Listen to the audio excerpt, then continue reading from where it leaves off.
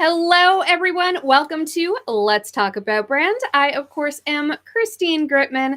I do this show every single week at this time, which is 12 noon Eastern Time or 5 p.m. if you're in the UK. Let us know what time it is where you are. Also, let us know where you're joining us from. We are live right now on Facebook, Twitter, LinkedIn, and YouTube. We do this every single week. Also, let us know if you are joining us live. If you're here with us, please comment and join the conversation. Or let us know if you're joining us via the replay. I'm a little worried because I actually didn't see us go live. I try to look on my phone. Oh, good, we are live. Yay!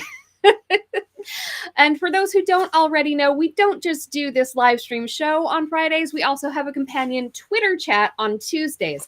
So the Twitter chat is called #ChatAboutBrand. The Twitter chat does not have a guest, but it is always on the same topic as I will be interviewing my expert guest about on Fridays. So this topic was rocking your brand design specifically.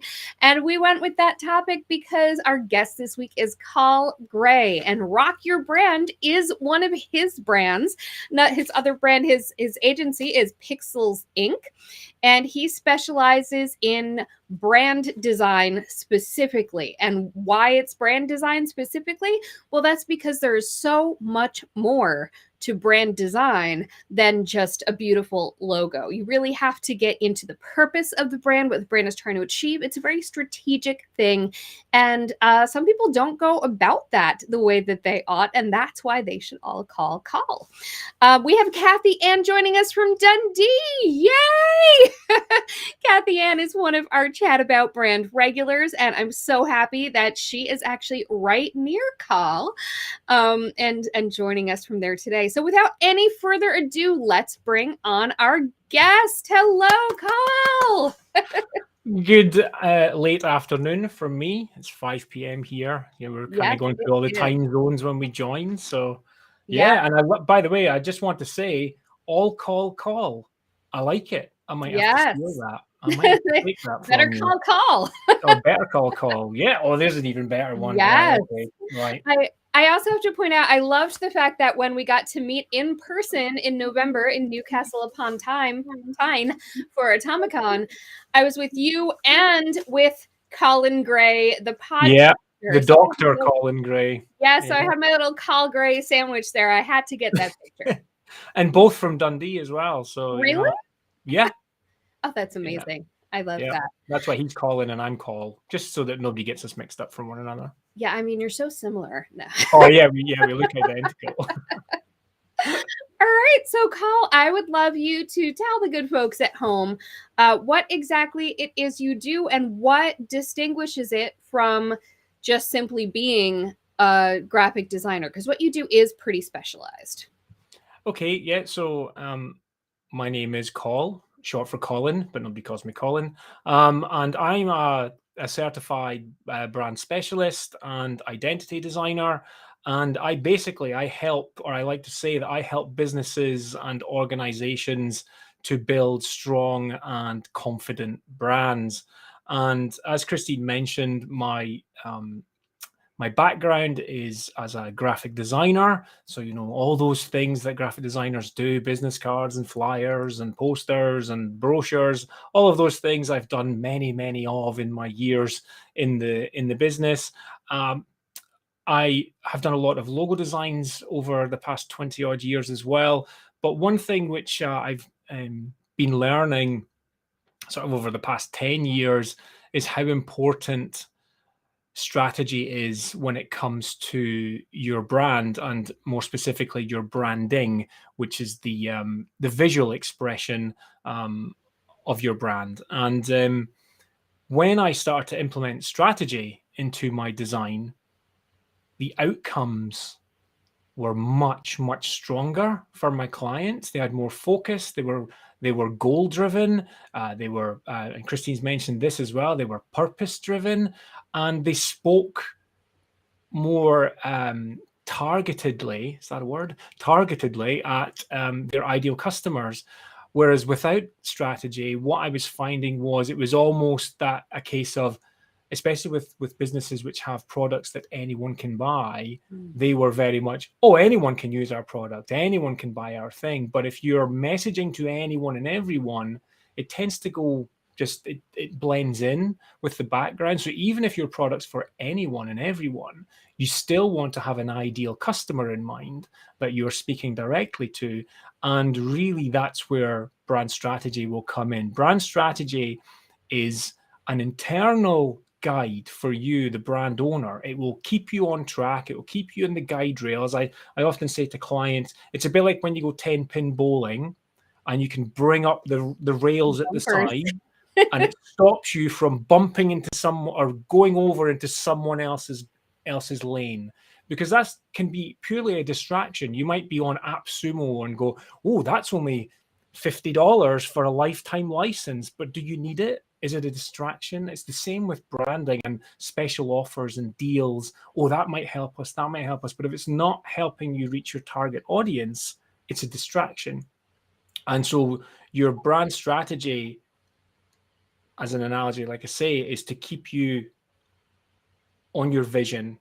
Your mission, vision, purpose is what guides you forward. And I find that when I do that with clients, it's a better experience for them.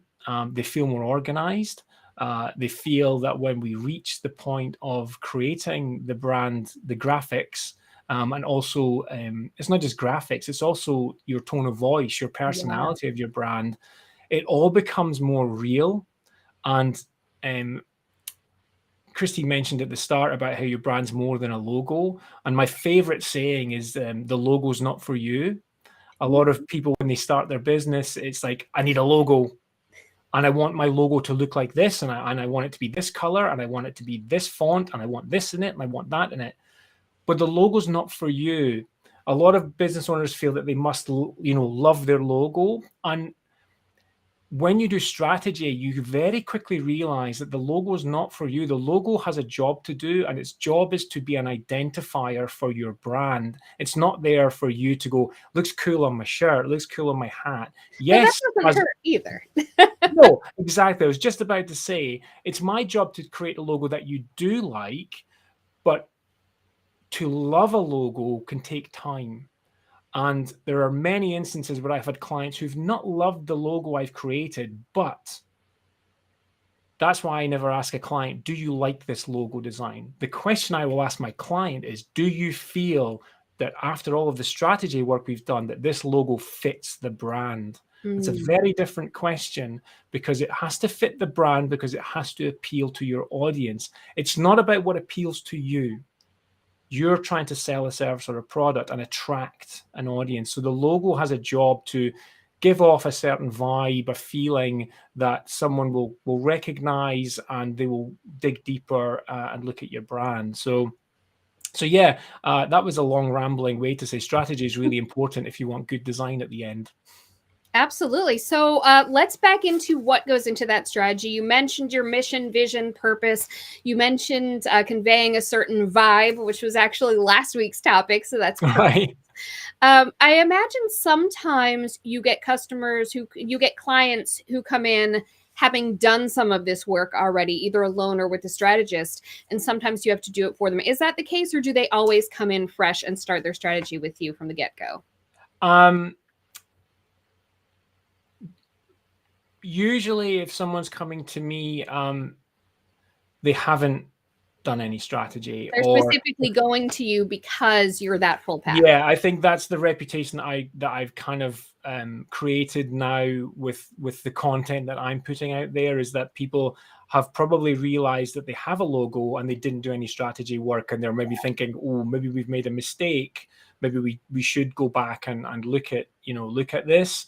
And so I do get quite a few rebrand jobs where someone's, and the thing is as well, there's nothing, there's nothing wrong with getting a logo created as soon as you start a business. There really isn't. But the danger with it is that people will associate to that. And when you then want to grow your business, it becomes a little bit more difficult, because maybe your branding doesn't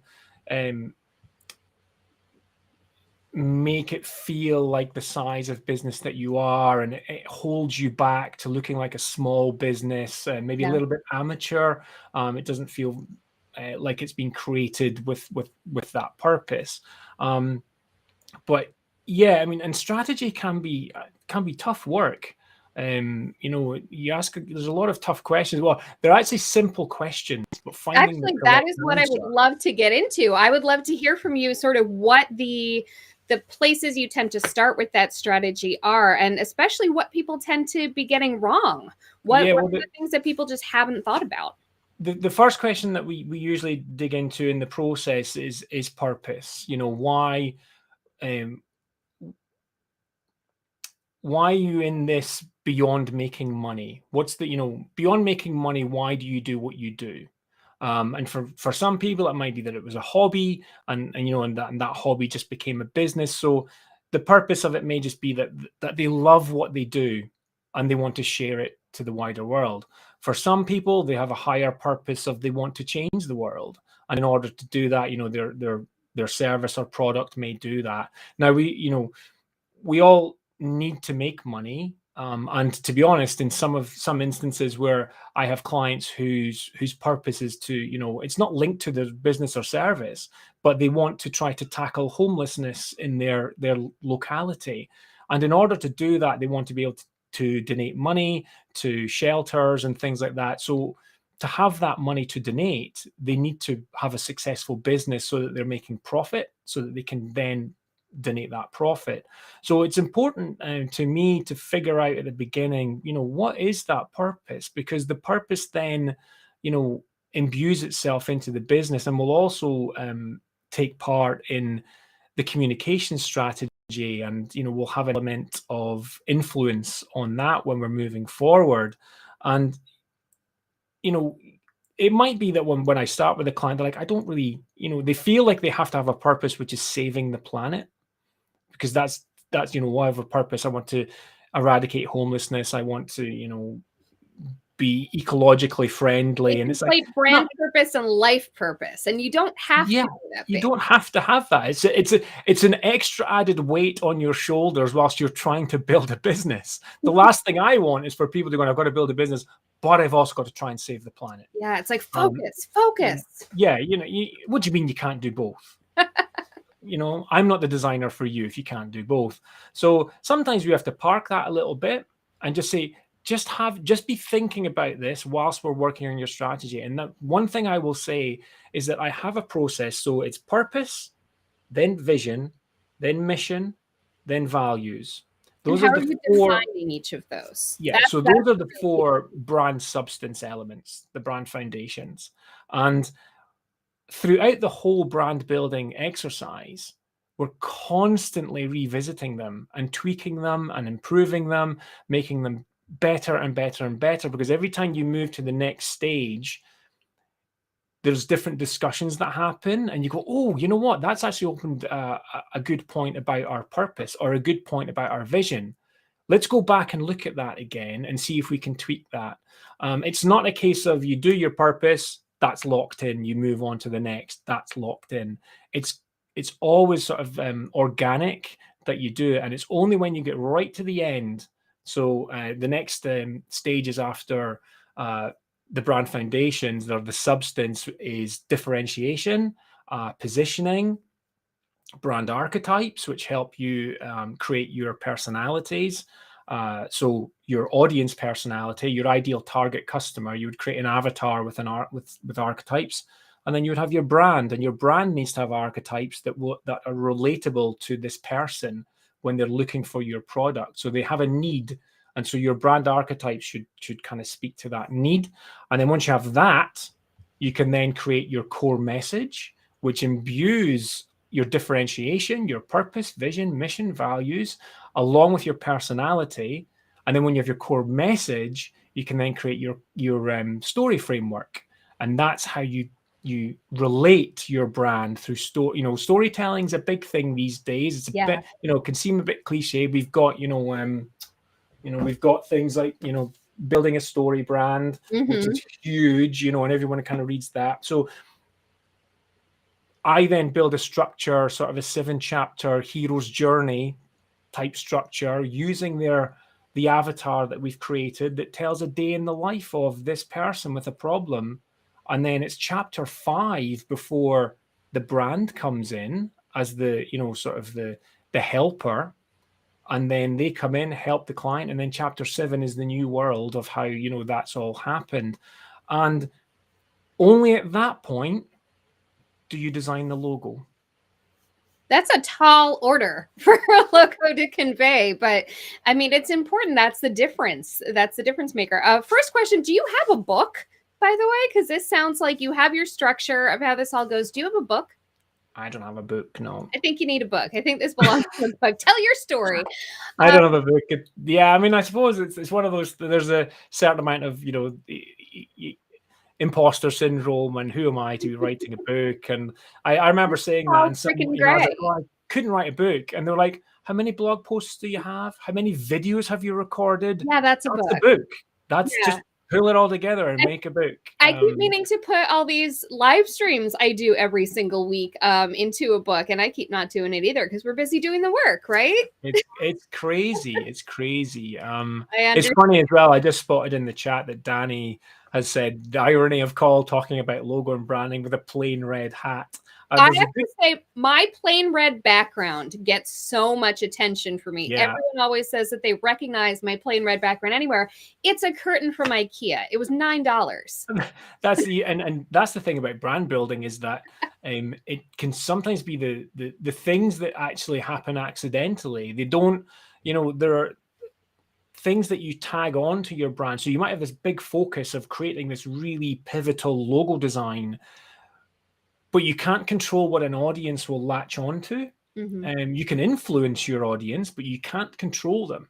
And so sometimes, you might even have your business name, but then an audience might shorten it. Your tribe or whatever you want to call them, your rabid fans will shorten the company name down, or they'll take a catchphrase and they will use that. And my recommendation to a lot of my clients is lean into that. Yeah. Make them feel like they're part of that. And so for me, obviously, I've got lots of different caps, but when I'm doing my live streams and when I'm doing, things like this, most people know me from my little memoji and things where I've got my red cap and I've got my beard's tied up today. I've got it all tied up. So it's all nice and neat today. So the beard and cap and the red cap are me, but I have just rebranded myself, and part of the rebrand in the logo is a red, sort of a red flash, a red lightning bolt, which won't really work on a red cap. So I will be swapping over to black caps with a red flash on the front. So there will be a bit of branding there, Danny. It won't be as plain as we move forward. I'll be making that transition. But it's a good point that Danny made there. It's it helps open up the conversation to it's funny, but yeah, I mean,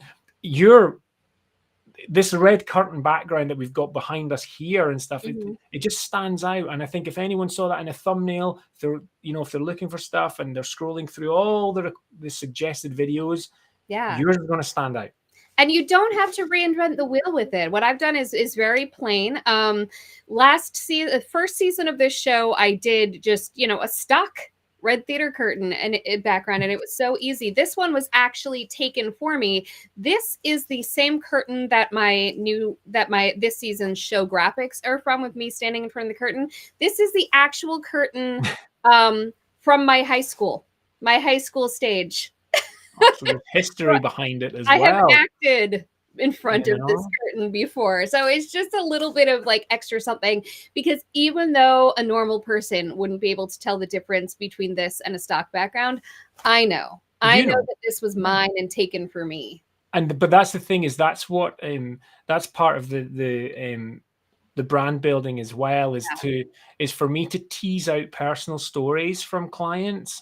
It's different if it's if it's a partnership company and there's lots of different partners, you can end up with too many cooks, and it gets a little bit messy. So when it comes to working with companies where there's maybe a board of trustees, which might be a not-for-profit organization, mm-hmm. or it's a large partnership, a board, and they're all trying to say it, then I usually say, okay, we need to have one decision maker, and I will work with them, and we will create a personality for the brand, and we will create our master guidebook. And then whenever anyone is creating communications for the brand, they are going to be acting as the brand ambassador. So you take on the personality and the tone and the voice of the brand when you're writing blogs. And that's a skill. Most big businesses can take on, a professional copywriter who has a skill. They can kind of make themselves mold into whatever voice it is that they're trying to communicate. For smaller businesses, generally you have to do that on your own. But for smaller businesses, the voice is often the business owner, but sometimes it's not. And there's a little bit of training there. But what I do is, in the master guide that I provide, we do provide, a vocabulary, certain words that you would use. And we would say things like, we would say this, we would say it this way, we wouldn't say it this way. We have some humor, but we're not jokey. So you have different ways of making you stand out from your competition purely through voice, written or, and I mean written rather than when you're on video and stuff. I don't want people to have to become, method actors and go full method, like Robert De Niro or, all those guys that go full method. I think there's definitely some. You speak in an American accent in your YouTube videos, don't know? Just kidding. Yeah, well, I think that I definitely don't do that, because that's one of my differentiation points. Pretty off-brand. People commenting, oh wow, it's so cool to hear a Scottish accent. Yeah. That doesn't work so well for auto captioning. I'll put it that way. I have to get my own captions done, because the voice recognition for my Scottish accent can lead to some interesting captioning. Put it that way. I don't feel like my New York accent is that strong, but I run into captioning issues as well. Really? But there's certain words where I'm like, I never really was self-conscious about the way I pronounce that word, but yes. Oh goodness. Well, we could go on all day long. My goodness. But it's a massive topic. It's a massive topic. It is. I love it. Quick question from Jennifer Harris from the chat. She said, "Great YouTube channel with loads of great tips. How do you find a good logo designer? What are things? Obviously, they should just call you, but if they don't call, how should they assess that?" Okay, so there are lots of. It's really interesting, because I did a live stream last night with a lot of it's mostly a design community that kind of joined my live streams, which is weird, because I started my YouTube channel to help business owners, but I've ended up attracting a huge design audience. And we were talking about helping designers, set up portfolio sites, and how can designers raise their self-promotion and awareness to business owners. And now I'm being asked the opposite question: is how do you find designers? Or it's easy to find designers, really. You can type in logo designer, but I would say the first thing that you want to do is I would be asking to see case studies of work that they've done, not just a portfolio, because a portfolio can show really nice work. But is that client work, or is that self-initiated work? And that happens a lot, in the design world, because if you've not got a lot of clients, you still need to have a portfolio. So, we do initiate our own project briefs and create designs, but there's a difference between creating your own work and having restrictions based on a client's business needs. That's a very different way of working. So if you find a designer and you really like their portfolio, I would be asking, how much of this is client work, and do you have any testimonials, and do you have any clients that would be willing to let me talk to them? Most designers, or good designers, will have very happy clients, and most of those clients would be willing to have a 5-minute chat, even if it's email or whatever, to just sort of say what the experience was of working with that designer. So that's the key thing. And the next thing would be, especially when it comes to logos, I would be asking them, what is their process?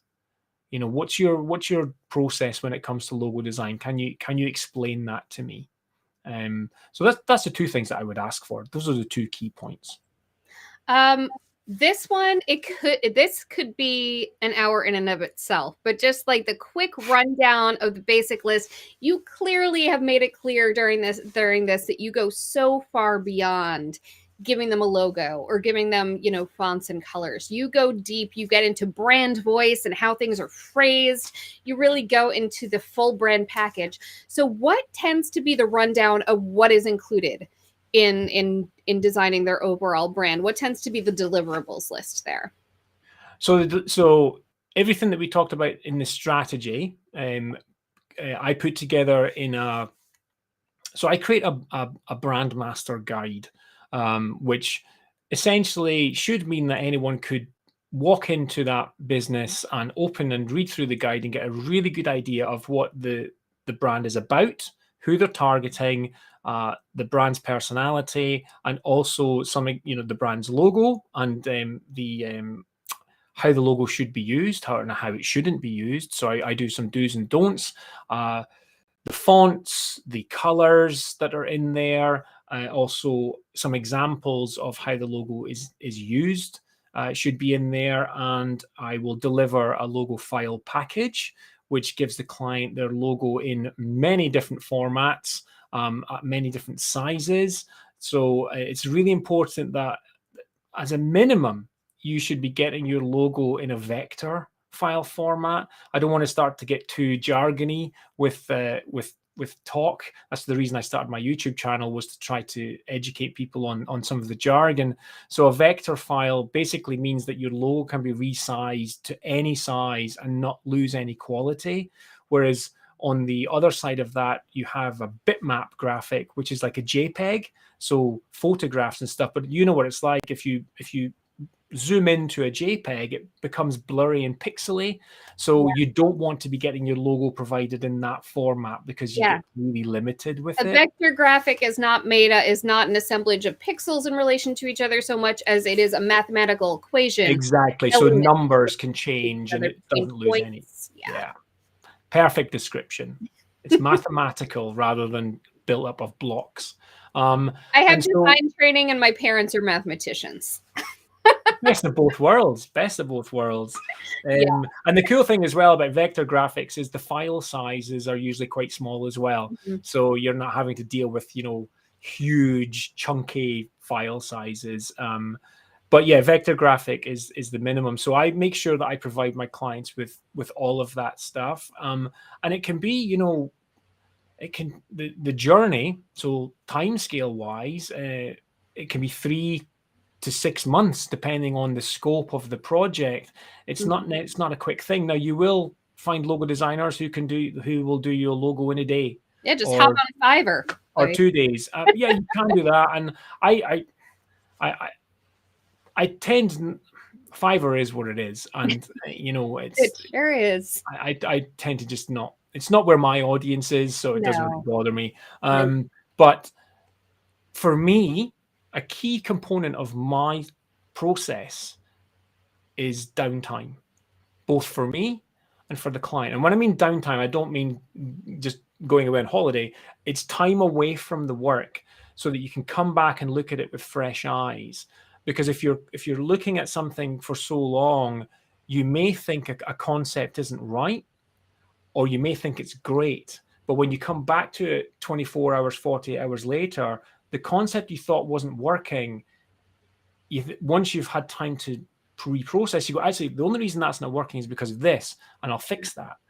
Or the one you think is great, you go back to and you go, actually, that's not right. So if you rush it, there's a chance that you may end up with something that actually isn't right for the brand. And that's important for the client as well. When I have it, I'll do presentation of concepts to the client, and I'll say, okay, I'm going to ask you right now, do you feel that this concept is right for the brand? And we'll have a discussion about it. But I will then say to them, okay, what I'm going to do is I'm going to leave you with this for 24 hours and then give me your thoughts on it when, after you've had a chance to think on that. And one thing I will say as well is that you will have a different approach from different designers. Some designers will present 3, 4, 5 different logo concepts to you, I will give you one. Ooh. And some people think, whoa, what if I don't like it? And that takes me back to the question, to the response that the logo is not for you. I'm designing a logo that's going to be the right fit for your brand. And really, there should only be one solution. And I so love that. I love that that's confidence. And you're serving the brand. You're not even serving your client. You're serving your client's client. You're serving yes, exactly. That's the whole focus. The focus is the customer. We're building this brand to bring in customers. I don't want to say I'm not building the brand for the client. It's their brand and their owners. They have ownership of it. But I want them to be proud of that ownership and confident of that ownership. If I came back to you and said, here's 3 or 4 concepts, maybe one of these is the right one for you. Which one do you like the best? And we'll go with that one. The customer, my client, isn't the expert in branding. Yeah. I'm the expert in branding. I'm the one that should say, this is the concept for you. Now, when I'm presenting the concept, it's not finalized at that point, but it imbues a story. There'll be elements of storytelling in there. There will be color in there. There will be typography that will have a personality in there. And together, we will bring it and we will tweak it a little bit, but the concept is there. And that's what I will present to them. And one thing that I do as well, I'll just touch on this quickly, is that I always make sure to check trademarking websites. I don't do a fully in-depth lawyer level check, but I will go in and I will upload my concept and I will check to see if there's anything which may infringe on someone else's, just so that I'm more confident when I present the concept to say, look, I've done a quick check on this. There are millions of logos in the world. The chances are it may look like something else. But if we know that it's been developed through a brand strategy, then we know that it's for that. And if it looks like something else in a jam making industry, but you're selling shoes, it doesn't really matter too much. But we do want to have that individualism if we can. That's important. But that's another thing that I would say about things like Fiverr is I can guarantee you they're not looking at trademarking sites. In fact, I don't want Fiverr coming down on me, but there's many instances where businesses have bought logos from people on Fiverr and found out that it's someone else's logo and they've just changed the name and changed the color, and they've had to then take that logo down. And they may have spent a lot of money getting stationery done, vehicle graphics, signage, clothing, and then for somebody to come along and go, hey, that's our logo.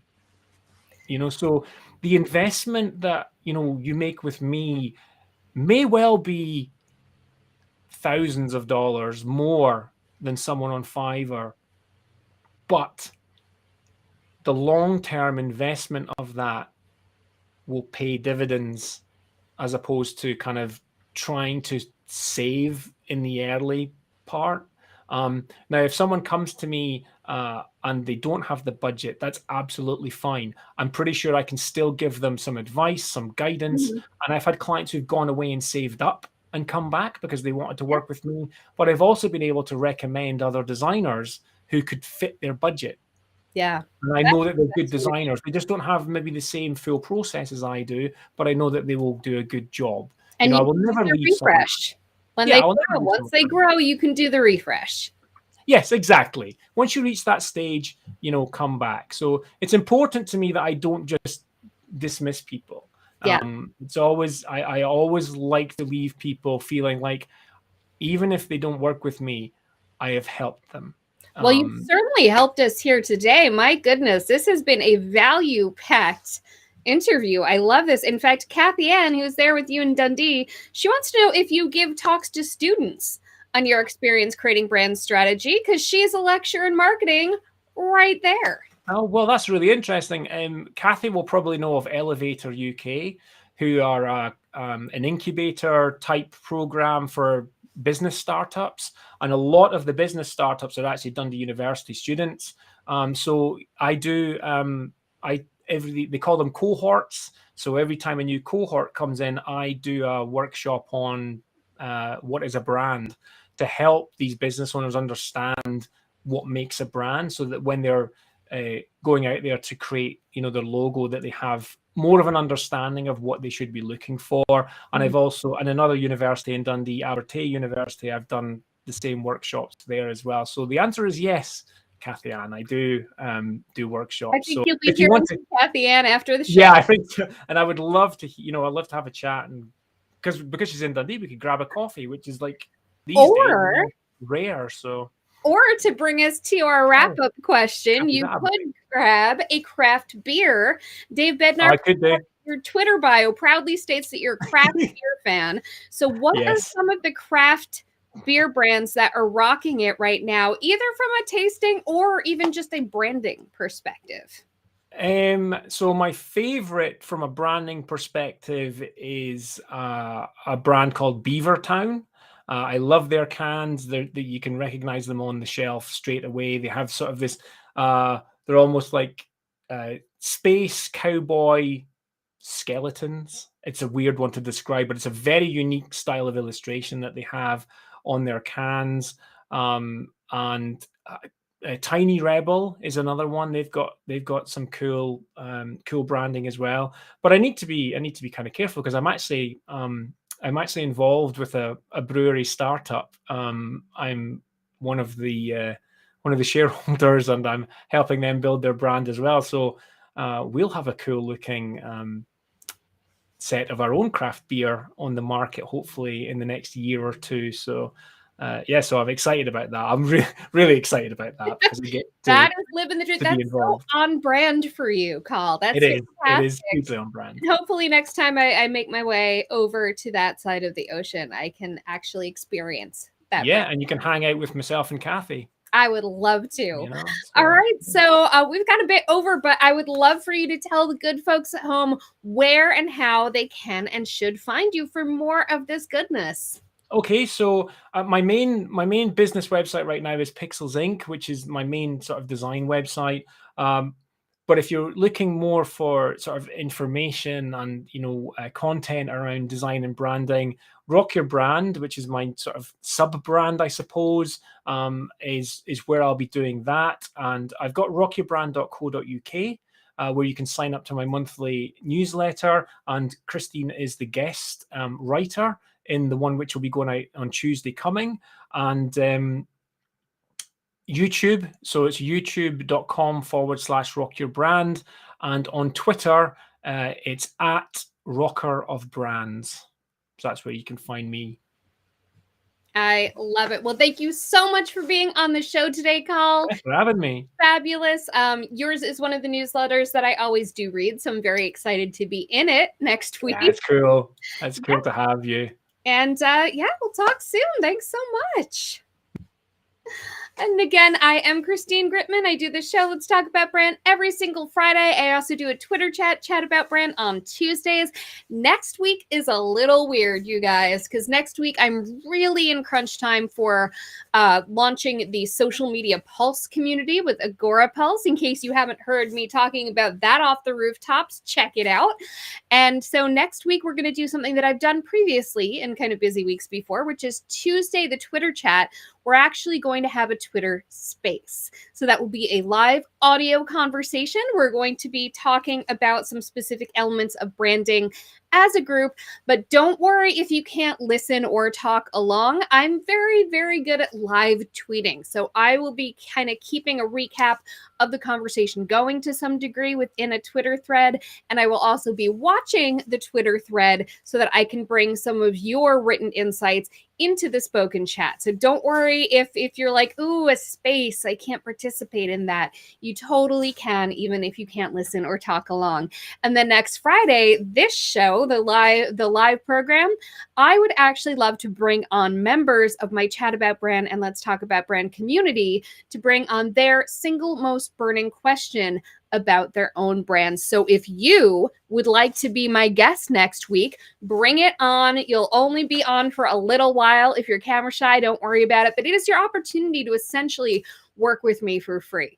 So please do come join us for that. And thanks so much. Also, let me know if you're going to be at Social Media Marketing World. I am flying to San Diego in 1 week after my show. So let me know if you're going to be there so we can say hi. In the meantime, thanks for tuning in. Bye.